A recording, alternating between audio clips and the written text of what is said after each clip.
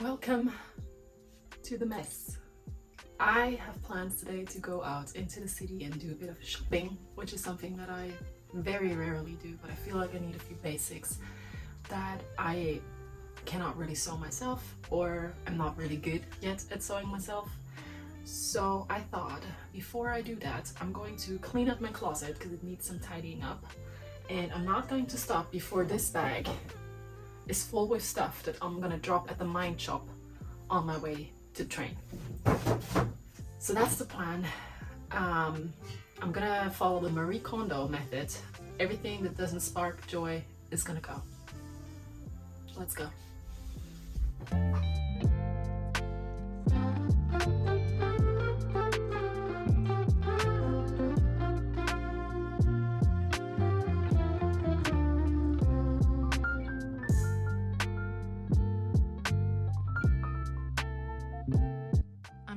Seriously, this is how full now. It's so funny how you never want to do these things, and in reality they really just take a few minutes.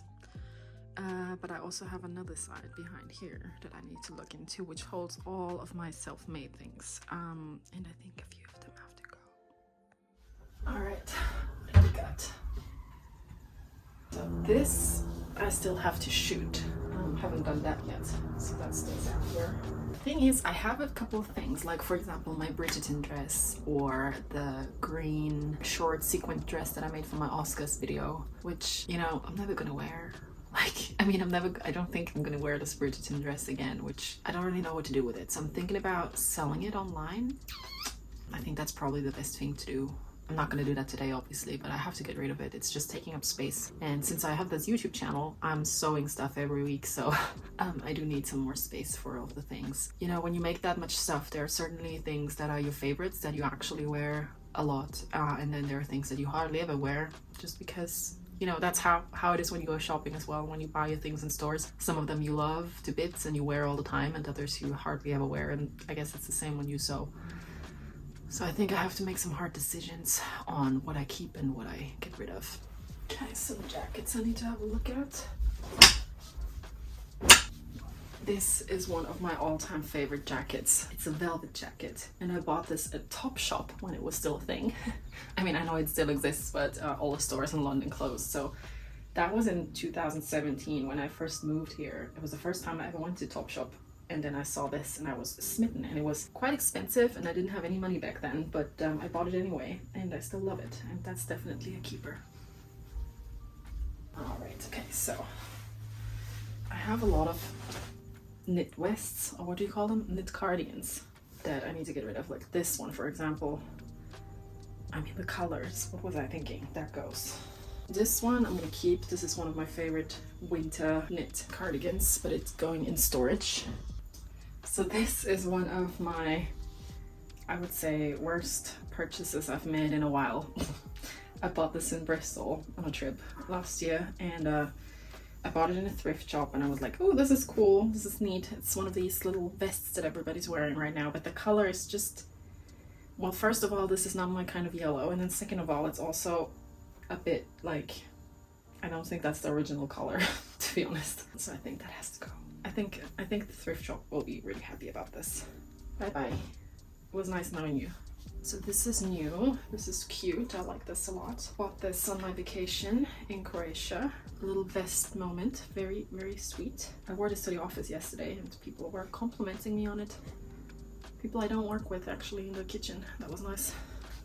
This is one of my very first makes from years ago when I was still living in Vienna. And look at this. I didn't have a serger.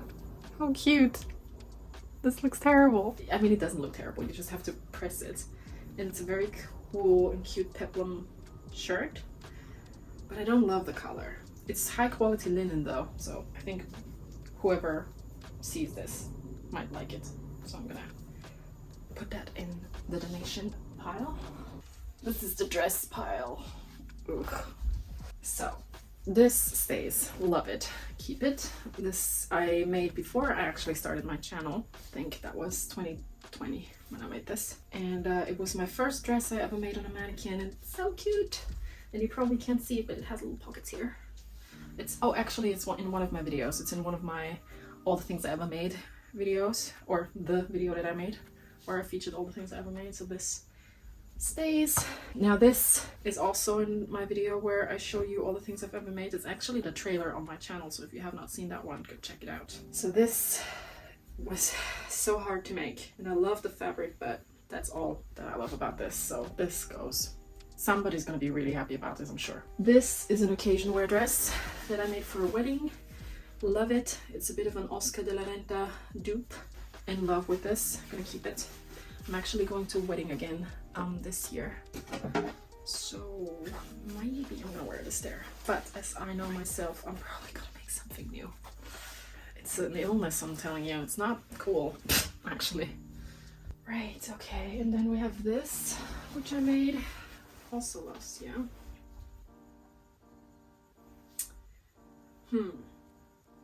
I'll keep you.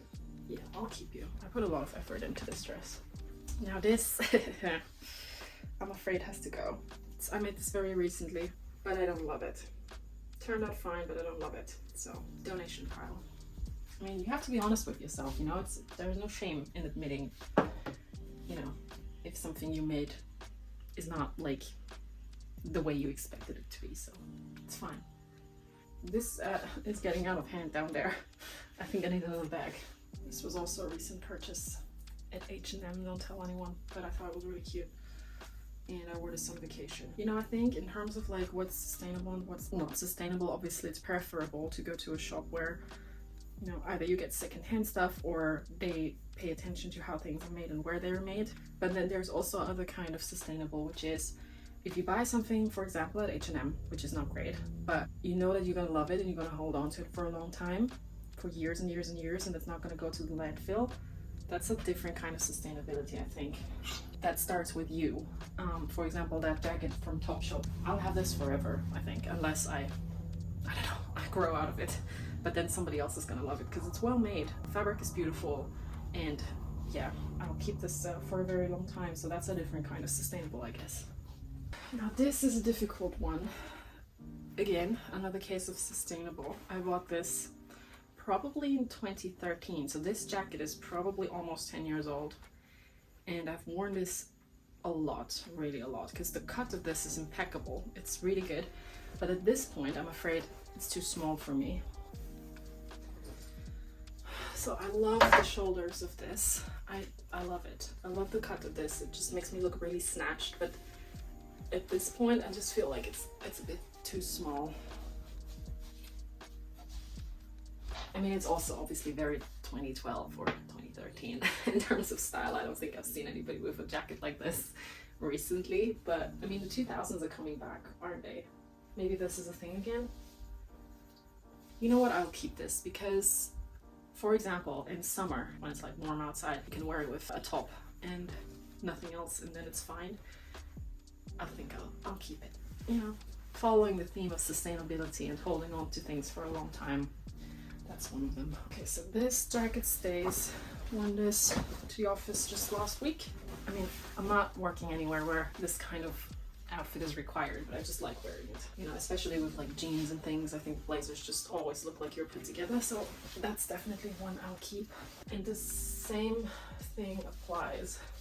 It just feels a tad small now. I remember this being very big when I got it. I don't know what happened. Maybe the pandemic. I think four blazers are fine. What do you think? How many blazers are too many? I got this one from my boyfriend a couple of years ago when this was a thing. Do you remember? Like a couple of years ago, everybody was wearing these teddy jackets, and he noticed that I really liked them, so he got me one, which was cute. And also, do you remember this? Like these little tiny scarves? That's so 2016, I feel like. I remember Olivia Palermo was wearing these all the time, and I was a huge fan, so I was like, okay, she does it, I'm gonna do it too. I mean, it is kind of cute. I don't know why. And this I still have from my days where I worked at Louis Vuitton, which is a bundle, we call them. And this actually really fits nicely with my red bag, so it's a little sentimental gimmick I'll hold on to. Alright, success. Okay, and now I'm gonna wrap this up and I'll jump outside and bring this to the charity shop, which I have to clean this up because I can't obviously bring it to them like this. Okay, I think we're ready to go.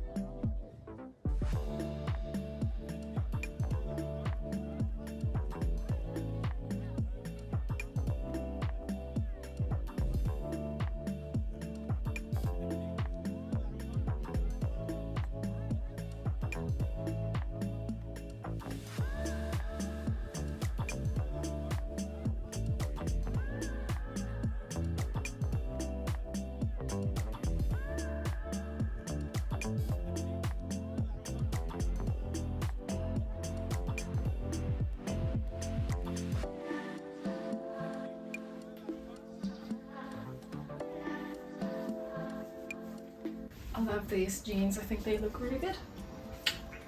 And they're not super stretchy, so I hope that they're gonna last for a long time.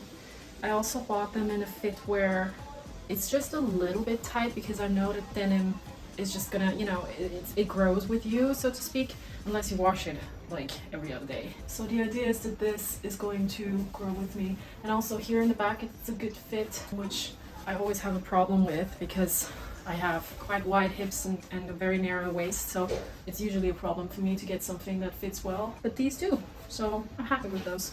Never had Free People denim jeans before.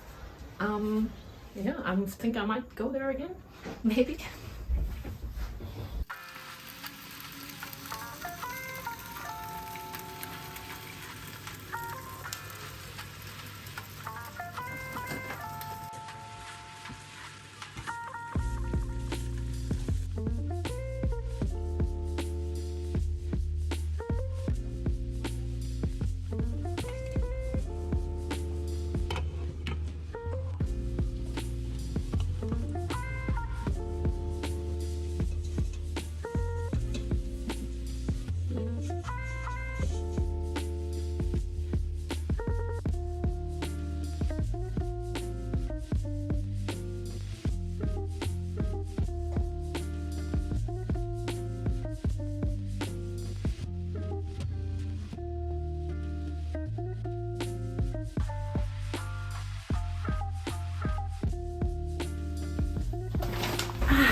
It is a new day.